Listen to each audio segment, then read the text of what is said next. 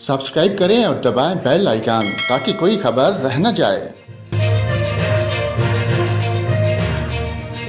और नाजरीन, फैसलाबाद रसूलपुरा में जहली पीरनी ने जहनी मजूर खातून को इलाज के चक्कर में जला डाला।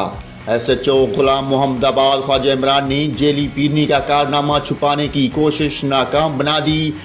सोनिया बीबी का इलाज करने में नाकामी पर हमसाय वसीम ने पीरनी का बताया। वसीम और बीवी आलिया ने जंग से जेली पीरनी शमीम को बुलवा लिया। जेली पीरनी शमीम ने बंद कमरे में अंगीठी जलाकर सोनिया बीबी का चेहरा ऊपर रख दिया, जिससे सोनिया का चेहरा मुकम्मल झुलस जाने पर पीरनी इंतजार करने का कहकर फरार हो गई। सोनिया बीबी को तशवीशनाक हालत में एलाइड अस्पताल मुंतकिल किया गया। अहले खाना जेली पीरनी के खौफ से 5 दिन खामोश रहे। SHO ख्वाजा इमरान मामला का इल्म होने पर फौरी मुतरक हुए। ख्वाजा इमरान के समझाने पर सोनिया के भाई वसीम ने पीरनी और हमसायों के खिलाफ दरख्वास्त जमा करा दी, जिसके बाद SP हाफिज कामरान ने मुल्ज़मान को फौरी गिरफ्तार करने की हदायत कर दी।